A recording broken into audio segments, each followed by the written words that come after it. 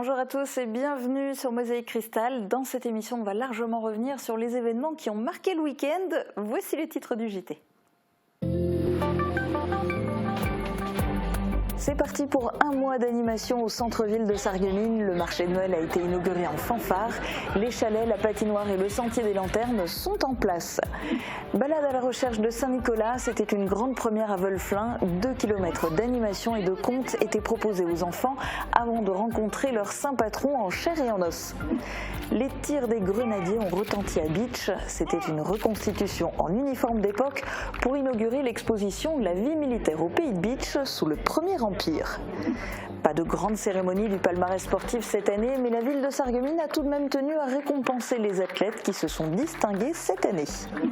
Un ancien presbytère bientôt transformé en 2 cabinets médicaux. Les travaux sont lancés à Bérenthal. Dans cette commune de moins de 800 habitants, la relève est déjà organisée. Gestion des déchets de chantier, pénurie de main-d'œuvre et hausse des prix sont au cœur des préoccupations du secteur du BTP. Les entrepreneurs de l'arrondissement de Sarreguemines ont fait le point en assemblée générale. La casque met le paquet sur le tourisme. Les élus de la communauté d'Agglo-Sarreguemines-Confluence veulent étendre le réseau de pistes cyclables et changer les statuts de l'office de tourisme. Le dernier conseil communautaire de la casque, il en sera aussi question dans la chronique de Guillaume. Tu vas aborder quel point ? On parlera notamment du pacte financier et fiscal voté par l'Assemblée communautaire. Eh bien, tu vas nous expliquer tout ça dans quelques minutes. En deuxième partie d'émission, vous ferez aussi la connaissance de Clyde, un adorable chaton recueilli par les Beacher Cats. Une manière originale de se rendre compte de l'intérieur du parcours d'un chaton dans cette association. On commence avec l'actu. Le marché de Noël de Sarreguemines est en fin de retour. Après une édition 2020 annulée à cause du Covid, les visiteurs étaient au rendez-vous pour son inauguration samedi après-midi. C'est le maire, entouré des officiels, qui a ouvert les festivités, accompagné évidemment du Père Noël. C'est parti pour un mois d'animation et de manifestations en tout genre. Retour en images sur cette inauguration festive filmée par Christelle Reviaco. Les festivités sont lancées. Pour cette nouvelle édition du marché de Noël, c'est la compagnie Remi Ménage qui a ouvert le bal avec un show spectaculaire. Le maire a ensuite prononcé un discours pour inaugurer le début des animations. Les visiteurs ont découvert la vingtaine de chalets disséminés dans tout le centre-ville. La 2, à la 3, le marché est ouvert, bravo!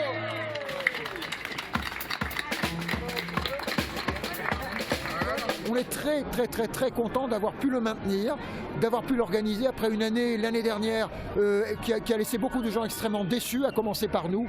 Et bien cette année, nous sommes présents. On a rassemblé notre énergie pour essayer de proposer quelque chose qui tienne la route et on croise les doigts pour que l'état sanitaire finalement ne s'aggrave pas et qu'on puisse continuer à œuvrer pour un Noël serein. Cette année, le programme va être riche en animation. Outre les chalets et la patinoire installée à côté de la mairie, le calendrier est bien rempli, avec notamment des marchés de Noël éphémères regroupant artisans et producteurs locaux. Un défilé est aussi prévu pour la fête de la Sainte-Lucie et une déambulation de la parade amoureuse est planifiée. Vous pouvez également vous balader et admirer le sentier des lanternes. Une 60aine d'illuminations ont été disposées dans le centre-ville. Pour le premier jour d'ouverture, le public a fait le déplacement pour découvrir le marché de Noël. On était en ville, on était de passage et on a vu la lumière. Et du coup, on est passé et puis ouais, on a fait un petit tour, c'est sympa quand même. C'est le premier jour où le marché de Noël est ouvert à Sarreguemines. Il fallait quand même voir ce qu'il nous propose sur ce marché-là. Pour accéder aux différentes zones du marché de Noël, un pass sanitaire valide est nécessaire et le port du masque est obligatoire. Mais malgré les mesures sanitaires, les visiteurs étaient au rendez-vous. Des visiteurs au rendez-vous aussi à Veuleflin. Les habitants sont partis à la recherche de Saint-Nicolas. Une balade comptée à travers le village avec plusieurs points d'arrêt. Enfants et parents ont pris plaisir à découvrir ou redécouvrir l'histoire du saint patron des écoliers. Reportage de David Aurès. On dit qu'il aurait accompli plusieurs miracles pendant sa vie. Ils ont toqué à une maison, à la porte d'une maison, et dans cette maison vivait un boucher. Ah, j'ai l'histoire. Voilà. À la recherche de Saint-Nicolas. Pour ce premier week-end de l'Avent, les habitants de Veuleflin ont participé à une balade comptée à travers le village. Une boucle de 2 km qui a démarré à la mairie. J'ai mes enfants qui sont tout petits, dont le petit là, et à l'école ils ont parlé de Saint-Nicolas, donc voilà. Ils voulaient voir Saint-Nicolas en vrai. C'est un événement convivial et ça permet de partager une petite promenade avec des amis. Après un premier arrêt au village du Père Noël, rencontre avec les animaux de Saint-Nicolas. Je vais vous aider à retrouver le Saint-Nicolas, car je connais quelqu'un qui va nous mener directement à lui. Ce quelqu'un, c'est le Père Fouettard, le fameux. Que faites-vous dehors par cette nuit glaciale ? On cherche Saint-Nicolas. Je peux vous y amener à sa sainteté. Par contre, souhaitez-vous prendre une boisson chaude avant ? Les enfants, qu'est-ce que vous dites ? Vous avez froid certainement. Plus gentil que d'ordinaire, le Père Fouettard a offert un jus de pomme chaud aux enfants. Dernière étape du circuit, retour à la mairie pour l'événement tant attendu.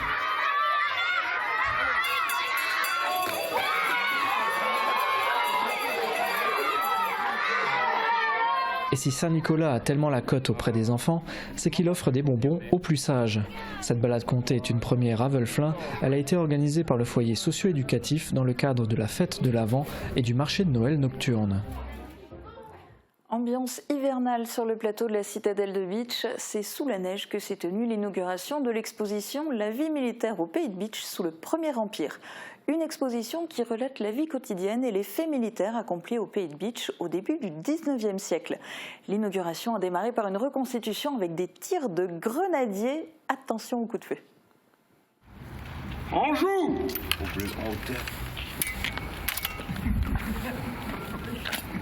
Feu!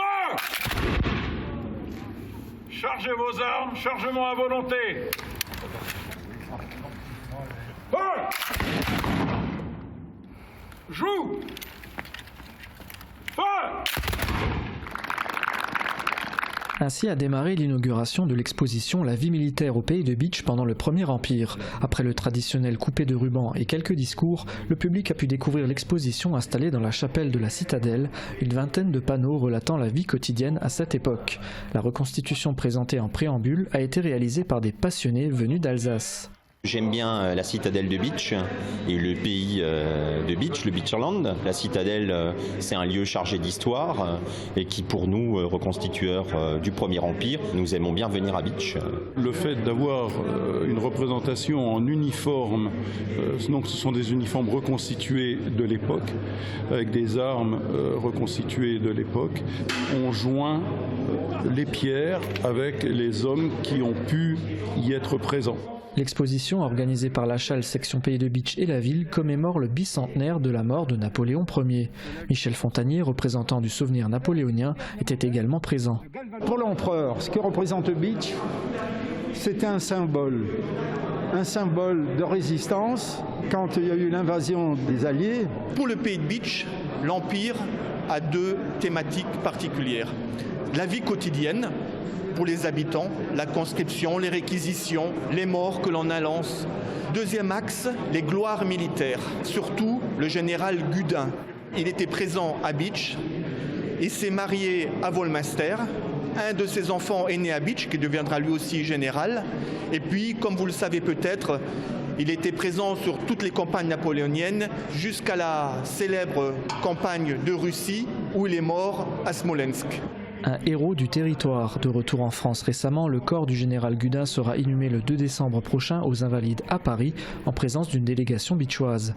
L'exposition est visible jusqu'au 12 décembre, puis tout au long de la saison 2022. Une invitation à découvrir la ville de Bitche du début du 19e. Elle contient à peu près 3000 personnes, autant que Sarreguemines à cette époque. Et c'est vraiment une ville fortifiée, c'est la citadelle, occupée par des gendarmes notamment, et près de 300 prisonniers anglais qui sont sur site, dont l'un a essayé de tuer Napoléon. Bitche est une ville de garnison, c'est la citadelle, c'est le fort, ça l'est encore aujourd'hui. La cérémonie s'est achevée par une remise de cadeaux, une copie de l'acte de naissance du fils du général Gudin, né dans la cité fortifiée en 1798. Autre remise de cadeaux, cette fois pour les sportifs sarregueminois. Ils ont droit habituellement à une cérémonie en grande pompe lors de la soirée du palmarès sportif. Cette année, c'était en petit comité car moins d'athlètes ont pu se distinguer puisque cette année encore, de nombreuses compétitions ont été impactées par la crise sanitaire. La municipalité a tout de même tenu à accueillir ceux qui ont brillé dans leur discipline. Reportage de Marie-Morgane Pires et Christelle Reviaco. Ils étaient une dizaine à s'être rendus à l'hôtel de ville de Sarreguemines. Une dizaine de sportifs qui se sont distingués cette année par leurs résultats. Labellisée ville active, ville sportive, la cité faïencière compte 60 clubs, dont certains de haut niveau. Et ils sont habituellement tous mis à l'honneur lors d'une grande cérémonie, le palmarès sportif. On n'avait pas suffisamment de résultats et on voulait quand même marquer le coup. Et on a tout de même félicité les sportifs qui avaient fait des résultats cette année. On en a eu très peu. Une version allégée du palmarès sportif donc, mais certains athlètes ont pu tout de même participer à des compétitions. On retrouve ce soir, bien sûr sur le podium, les valeurs sûres du sport sarregueminois, la natation, le club de lutte, l'assaut, le vol à voile qui est une spécialité également. Donc ce sont les clubs qui d'habitude trustent les podiums lors des cérémonies de palmarès. On les retrouve sans surprise cette année. Une mise en lumière accompagnée d'un cadeau, une marque de soutien de la ville à ses sportifs. Ça me fait du bien parce que je me dis qu'au moins il y a des personnes qui me suivent et du coup que je puisse m'entraîner tout en sachant que il y a des personnes qui sont derrière là pour m'aider au cas où si j'ai besoin de quelque chose. J'aurais pas cru au début que j'allais être récompensée pour l'athlé. C'était juste un loisir et voilà. Ouais, moi aussi la même chose. Quand j'étais au championnat de France, déjà je pensais pas aller aussi loin et vraiment j'étais contente d'avoir reçu une récompense. La municipalité espère un retour de l'ensemble des compétitions pour pouvoir ainsi organiser son traditionnel palmarès sportif l'an prochain pour les résultats qui seront obtenus en 2022. On retourne dans le pays de Bitche avec une nouvelle positive pour la commune de Bérenthal. Le bâtiment de l'ancien presbytère protestant avait été racheté par un investisseur privé qui envisageait d'en faire des cabinets médicaux. Eh bien ça y est, les travaux de réaménagement vont démarrer d'ici quelques semaines. Reportage de Morane Grandcola. C'est officiel, les travaux de réaménagement de l'ancien presbytère de la commune de Bérenthal débuteront d'ici peu. Il y a quelques mois, la commune avait vendu le bâtiment à un investisseur privé qui comptait y faire installer non pas un, mais 2 cabinets médicaux. Cet investisseur, c'est René André, originaire de Lyon, amoureux de Bérenthal et soucieux des problématiques liées aux déserts médicaux. Ça correspondait aux soucis de la commune de Bérenthal. Il est nécessaire d'avoir un médecin et c'est pour ça que j'ai imaginé avec le maire qu'on pourrait faire 2 locaux médicaux au rez-de-chaussée. Donc il y aura un médecin à partir du fin février, vous avez entendu, début mars. Et puis je pense que le deuxième arrivera très vite. Et je pense que les gens qui sont ici ont un grand besoin de ce genre de prestations. Ces 2 cabinets médicaux tombent à point nommé pour la commune. La médecin actuelle, qui exerce à son domicile, part à la retraite fin décembre. Impossible donc pour son remplaçant de s'y installer. Avec ce projet de réaménagement, problème résolu. Le futur docteur accueillera ses patients d'ici mars 2022. Une aubaine pour le maire du village. Les enjeux sont primordiaux. On a le médecin actuel qui part à la retraite au 31 décembre. Elle est installée dans sa maison en fait, donc son cabinet à côté de sa résidence principale. Elle a un remplaçant qui va devenir son successeur et il fallait trouver rapidement une solution pour l'installer sur la commune si on voulait conserver ce cabinet médical à proximité. Coût total du projet pour l'investisseur, pas de chiffre précis, mais il avoisinerait les 400 000 €. À l'étage, des appartements à louer seront aménagés.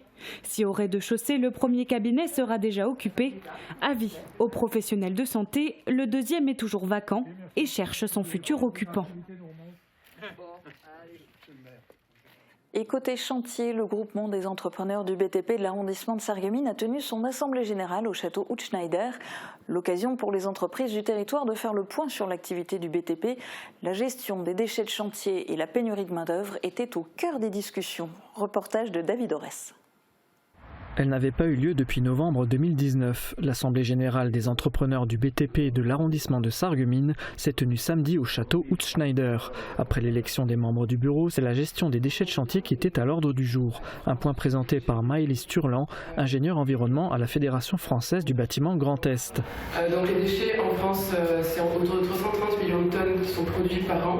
Avec la loi anti-gaspillage et économie circulaire du 10 février 2020, il est demandé aux entreprises du BTP de répertorier leurs déchets et d'alerter le client du coût de leur gestion en le mentionnant dans le devis. Plusieurs outils ont été présentés pour accompagner les entreprises.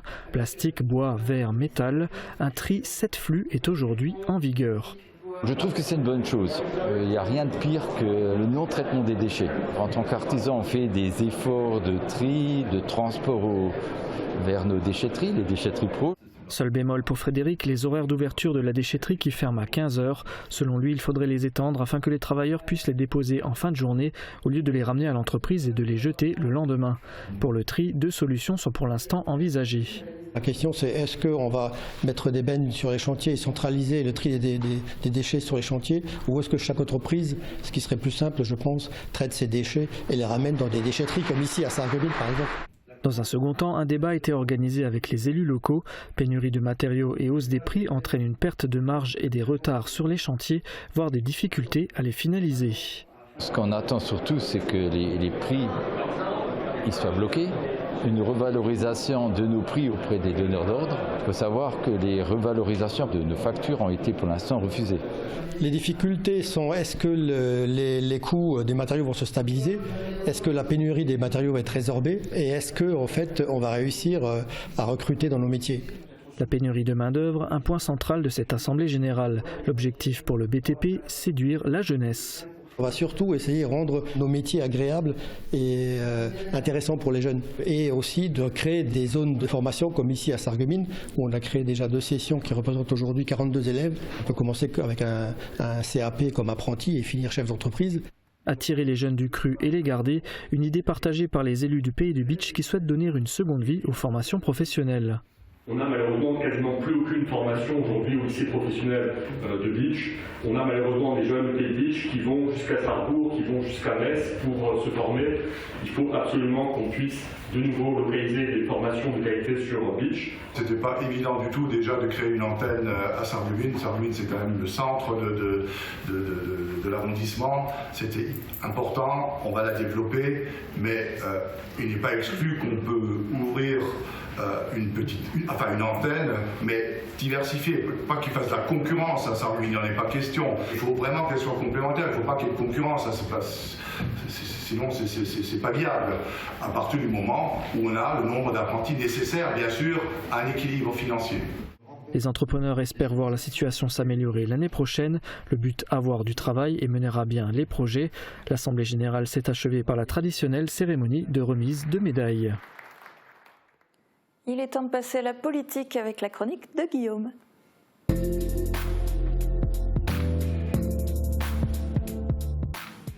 Alors Guillaume, tu as assisté à la dernière séance plénière de la communauté d'agglomération Sarreguemines-Confluence. Quels sont, à tes yeux, les principaux points à retenir? Alors il y a plusieurs choses. Tout d'abord, au niveau touristique, l'Interco a en effet décidé de créer de nouvelles pistes cyclables et de changer le statut de l'office de tourisme Sarreguemines-Confluence. Davantage d'explications dans ce reportage.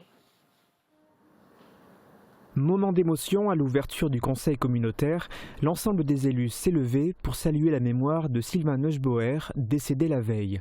L'ancien maire de Richelin avait 67 ans. Au menu de cette 11e séance plénière, 23 points divers et variés. Des problématiques liées au tourisme ont notamment été évoquées. La communauté d'agglomération Sarreguemines-Confluence souhaite notamment aménager 3 nouvelles pistes cyclables, une de 385 mètres à Sarralbe, entre la section rue Saint-Bernard et le pont Canal, une deuxième entre Neufgrange-et-Roth sur une distance de 410 mètres, et une dernière, la plus importante, 2400 mètres de distance entre Lixin-les-Roulins et Grossbiederstroff. 1 092 000 € hors taxes seront nécessaires pour réaliser ces travaux. Pour l'aider à financer ces différents chantiers, la CASC va solliciter des cofinancements auprès de l'État et du département. Qui pour diriger l'office de tourisme Sarreguemines-Confluence? Depuis les départs de sa directrice et de sa directrice adjointe, l'OT est dans une position inconfortable. Les élus communautaires ont décidé qu'il devait changer de statut. D'association, il devient EPIC ou établissement public industriel et commercial. Il fait ainsi son entrée dans la comptabilité publique. Au sein de son comité de direction, on retrouvera 12 élus et 11 représentants socioprofessionnels et associatifs. Le recrutement d'un directeur est en cours. Autre sujet qui peut apparaître comme un bon plan pour les habitants de l'Interco, en complément de l'OPA-RU récemment approuvé par le conseil municipal de Sarreguemines, la CASC s'engage dans la même dynamique et va signer sa propre OPA ou opération programmée d'amélioration de l'habitat. Concrètement, 485 000 € sont débloqués par l'agglo pour aider les propriétaires qui souhaitent améliorer leur logement au niveau de l'accessibilité ou de la performance énergétique. La plupart des points qui ont été approuvés lors du conseil communautaire l'ont été sans abstention ni opposition. A noter toutefois que lors du point actant la dissolution du syndicat mixte des eaux de la région de Sarralbe et son intégration au sein de la CASC, le maire de Holvin, Bernard Clavé, a voté contre. Et puis lors de ce conseil communautaire, il a également été question de finances et d'économie. Oui, souviens-toi de l'entreprise Rucon. Elle avait emménagé en 2014 dans un bâtiment relais construit par la CASC sur la zone industrielle de l'Europol. Spécialisée dans la construction de ventilateurs industriels, cette société a rapidement été confrontée à un problème de place. En 2017, des travaux d'agrandissement ont eu lieu, permettant à Rucon de bénéficier d'un hall industriel de 1500 m² adossé à 600 m² d'espace tertiaire. La suite a été plus difficile, comme va nous l'expliquer le premier vice-président de la CASC en charge du développement économique. Malheureusement, une fois ces travaux terminés, alors qu'on pensait que toutes les conditions étaient réunies pour que tout se passe bien, Rucon a commencé à rencontrer des difficultés économiques suffisamment sérieuses en tout cas pour que l'entreprise ne puisse plus payer régulièrement ses loyers. Alors, malgré d'ailleurs l'aide et la souplesse d'un échéancier qui avait été adapté par la communauté d'agglo, pour les aider, la situation s'est de plus en plus dégradée. Mince, on a envie de dire. Et alors, du coup, on en est où? Eh bien, la CASC a décidé d'actionner la clause résolutoire du bail et depuis le mois d'octobre, la communauté d'agglomération a pris intégralement possession du bien. Et elle a décidé quoi, l'Interco? Elle veut le vendre, elle veut le louer, ce bâtiment? Ta question est simple, mais la réponse, elle, est difficile. Bienvenue dans la subtilité. Écoutons ce qu'a décidé l'Interco. Il faut le louer. Alors pour que ça puisse se faire de la manière la plus efficace, ce qui est proposé, c'est que ce soit notre SEML Sarreguemines-Confluence, qui gère déjà de nombreux équipements industriels et logistiques avec beaucoup de succès, et bien que ce soit elle qui soit chargée de cette mission. Mais pour que cela soit possible, eh bien il faut qu'on lui cède ce bâtiment relais. La CASC a donc décidé de vendre ce bien au prix de 1 468 615,22 € pour le louer. Alors ça, c'était pour tout ce qui concerne le développement économique. Il y a aussi les finances. Oui, pendant de longues minutes que l'on peut sans doute comptabiliser en heures, Jean-Claude Kratz, vice-président en charge des finances, a présenté à l'Assemblée le nouveau pacte financier et fiscal. Si tu veux, c'est un texte qui définit notamment les relations entre les communes et l'Interco, qui paye quoi, qui reçoit quoi. Avec en plus deux autres acteurs majeurs, les entreprises et l'État. Pour schématiser et rendre compréhensible ce qui a été décidé lors de ce conseil, voici ce que l'on peut dire. Le nouveau pacte financier et fiscal est plus favorable pour la CASC et assure une meilleure équité entre les communes. Il a été largement adopté par l'Assemblée communautaire. Il y a seulement eu 2 abstentions, Evelyne Firtion et Daniel Muller, tous deux élus de Hambar. Ils estiment sans doute que la commune qu'ils représentent risque de pâtir de ces nouvelles règles du jeu. Merci Guillaume pour toutes ces explications. Je t'en prie. Et puis bien maintenant, avant de faire connaissance de Clyde, le petit chaton recueilli par les Beacher Cats, on regarde les prévisions de Météo France pour demain. Retrouvez votre programme avec le Crédit Mutuel, partenaire des grands événements de votre région. Une banque qui appartient à ses clients, ça change tout. Bonjour tout le monde, c'est une semaine pas très lumineuse qui s'annonce. Demain le ciel sera toujours très gris et chargé et des averses vont tomber tout au long de la journée sous forme de neige dans un premier temps, puis ce sera de la pluie en soirée. Côté température, les minimales iront de 1 à 3 degrés et les maximales de 4 à 7 degrés. Demain, pensez à souhaiter une bonne fête au André et il fera jour de 8h03 à 16h37. Passez tous un bon week-end et à demain. C'était votre programme avec le Crédit Mutuel, partenaire des grands événements de votre région. Une banque qui appartient à ses clients, ça change tout. carrelage, portes, parquet et dalles extérieures. Pour une maison moderne et élégante, rendez-vous chez Prolux Design. Prolux Design, 80 route de Nancy, à Sarreguemines. Pour les fêtes de fin d'année, ne cherchez plus, le roi des vins est à Styrin-Vendel. Retrouvez un grand choix d'idées cadeaux, des alcools, des spiritueux et plus de 3500 références de vins. Et juste à côté, découvrez votre toute nouvelle chocolaterie Jacques Bockel. Création chocolatée d'exception et gourmandise pour tous les goûts. Le roi des vins à Styrin-Vendel, où choisir devient un plaisir. Découvrez du 27 novembre au 24 décembre le marché de Noël de Sarreguemines. Plusieurs animations vous attendent. Une rencontre avec le Père Noël, une patinoire, des marchés de producteurs locaux, des artisans d'art, des expositions, des ateliers et spectacles, mais aussi le grand jeu des commerçants. Vivez aussi entre magie et tradition le grand défilé de la Saint-Nicolas et la Sainte-Lucie, dans le cadre de Noël de Moselle. Programme complet sur sarreguemines.fr. Au restaurant, j'ai du mal à suivre une conversation. Y aurait-il une solution avec mon appareil auditif ? Les appareils auditifs sont de plus en plus performants et gèrent de mieux en mieux les environnements bruyants. Il existe un mode Edge qui va vous permettre d'atténuer l'environnement bruyant et favoriser vraiment la parole qui vous intéresse.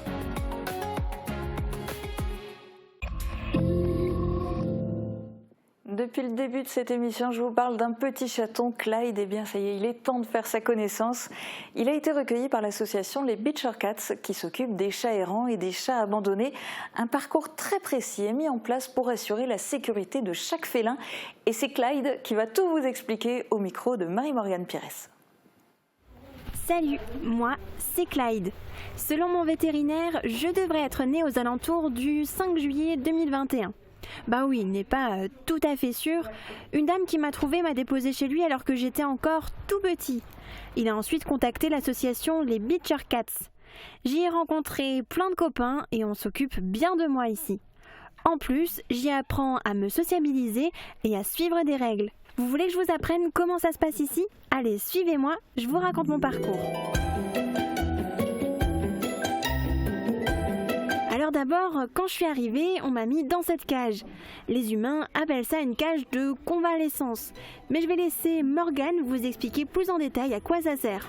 Parce qu'après tout, moi, je ne suis qu'un chaton. Alors, quand les chats viennent d'arriver, ils viennent souvent de dehors ou d'autres familles. Et pour éviter qu'il y ait des maladies qui se propagent avec les autres chats, on les confine dans une petite cage de convalescence, comme ces 3 chats-là qui viennent de dehors, pendant environ 2 à 3 semaines, afin d'être sûr qu'il n'y ait pas de maladie. Après avoir vérifié chez le véto ou après la première dose de vaccin, ils peuvent enfin sortir.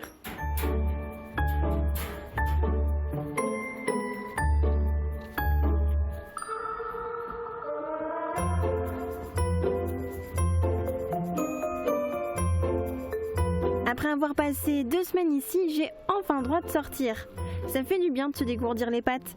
Mais je ne vais pas tout de suite avec les autres chats. Je reste encore en zone de quarantaine pour quelques jours. C'est d'ici que je vais faire connaissance avec mes premiers copains et je vais découvrir ce nouvel environnement.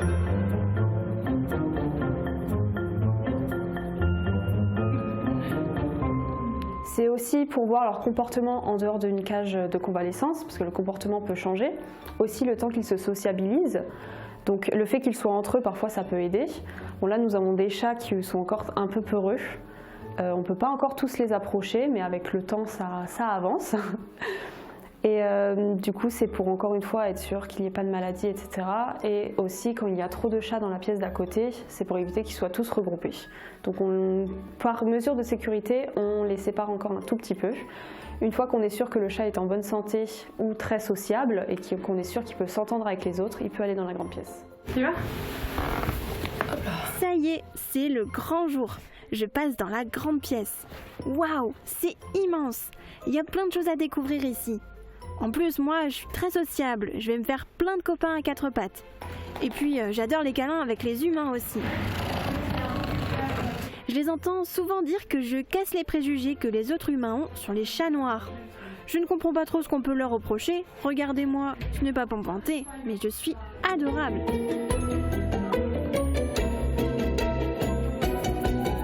Alors ici, ce sont les chats qui ont tous fini leur quarantaine et pour la plupart qui sont sociables. C'est ici que les chats vont se sociabiliser surtout entre eux parce que nous avons un mélange de chats, des chats très sociables, d'autres encore très timides, donc ça aide énormément. Et c'est aussi là que les futurs adoptants vont venir voir leur chat et éventuellement avoir le coup de cœur et repartir avec, on espère. Moi aussi, j'espère un jour être adoptée. Même si l'ambiance est sympa ici et que les bénévoles viennent me voir tous les jours. J'aimerais faire partie d'une famille. Tout est prêt pour que j'intègre un foyer. J'ai eu mes 2 doses de vaccin et je suis castrée. Les Beacher Cats s'occupent de tout. Je vous ai dit, ils sont super. Au fait, je vous ai même pas raconté, j'ai une sœur. Elle s'appelle Bonnie. Elle aussi est très triste d'avoir été abandonnée. Elle est un peu plus timide que moi, je pense que ça la rassure que je sois auprès d'elle. Vous voulez que je vous dise mon plus grand rêve? Qu'on soit adoptés ensemble, tous les 2. Moi je n'aime pas trop être seule, alors si je peux vivre avec ma sœur, ce serait le pied. Enfin, la patte.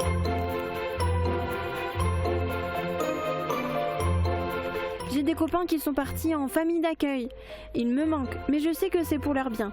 Les bénévoles les accueillent chez eux pour les aider à être bien à l'aise avant de pouvoir être proposés à l'adoption, comme moi. Et n'hésitez pas à donner un coup de patte aux Beacher Cats. Vous pouvez évidemment adopter des chats, mais vous pouvez aussi devenir bénévole ou faire des dons. Tous les renseignements sont sur le site internet www.lesbeachercats.fr. C'est la fin de cette émission. Demain, vous avez rendez-vous avec Uranie dès midi sur Mosaïque Cristal. Très bonne journée à tous.